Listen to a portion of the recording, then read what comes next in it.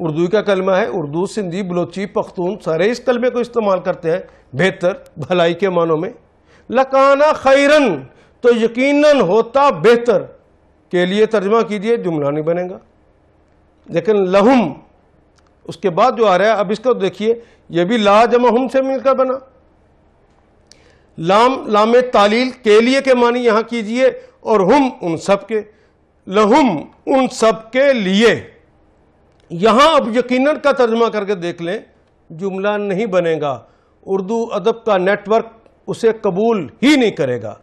اس لیے اللہ نے کہا کہ زبانیں میری آیتیں ہیں، میری آیات ہیں، میری نشانیاں ہیں، اس طرح کا کلام کوئی بنا ہی نہیں سکتا۔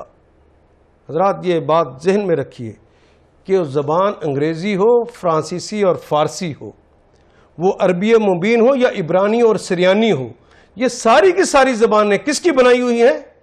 جی ہاں، میرے اللہ کی، اور اللہ نے ان کو اپنی آیت قرار دیا ہے۔ کوئی ہستی اس طرح کی زبانیں بنا ہی نہیں سکتی، بولیں تو کچھ اور ہو اور ان کے اندر انالیسس کریں، غور کریں تو ایک نیٹ ورک کے تحت بنی ہو۔ ممکن نہیں ہے کوئی اور بنا لے، جس نے یہ زبانیں بنا لی ہیں اسی کا نام خالق ہے۔ لکانا خیر لہم، یقیناً بہتر ہوتا، بھلا ہوتا، لہم ان کے لیے، تو یقیناً یہ انہی کے لیے بہتر ہوتا۔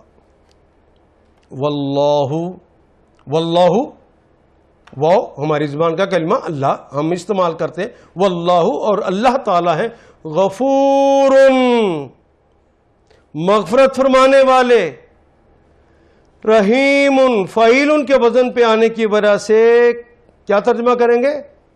ایسے مغفرت فرمانے والے ہیں جن کا رحم ازل سے ابد ابد ہے، اور ان کا رحم ان کی ذات کی وجہ سے ہے۔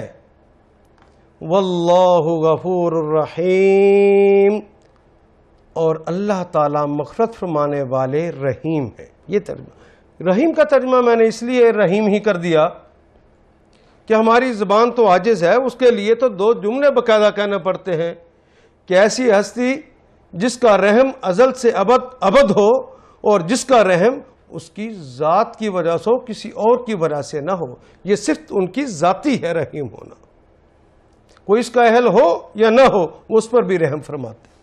وَلَوْ أَنَّهُمْ صَبَرُوا حَتَّى تَخْرُجَ إِلَيْهِمْ لَكَانَ خَيْرًا لَهُمْ وَاللَّهُ غَفُورٌ رَحِيمٌ۔ ہم نے ترجمہ سیکھا اور اب ترجمہ کریں گے آپ، خود کیجئے۔ وَلَوْ أَنَّهُمْ صَبَرُوا، کیجئے، بالکل ٹھیک۔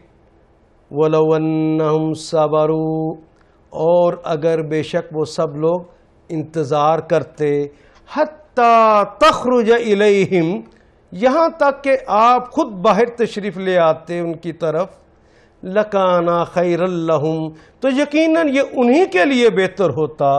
وَاللَّهُ غَفُورٌ رَحِيمٌ، اللہ تعالی مغفرت فرمانے والے اور درگزر کرنے والے اور ہمیشہ رحم فرمانے والے ہیں۔ ذرا اس آیت پہ غور کیجئے، اگر وہ آپ صلی اللہ علیہ وسلم کے باہر آنے تک صبر کرتے تو یقیناً یہ انہی کے لیے بہتر ہوتا۔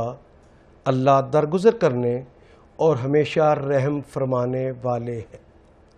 اس آیت کریمہ میں بھی دیکھیے، وہ بھی ہماری زبان کا کلمہ، صبر بھی ہماری زبان کا کلمہ، حتیٰ بھی ہماری زبان میں استعمال ہوتا ہے، تخرج بھی، خارج بھی ہماری زبان میں استعمال ہوتا ہے، کانا بھی ہماری زبان میں استعمال ہوتا ہے، کون جس طرح ہم نے استعمال کیا، خیر کا لفظ بھی استعمال ہوتا ہے، وہ بھی استعمال ہوتا ہے، اللہ بھی استعمال ہوتا ہے، غفور بھی اور رحیم بھی۔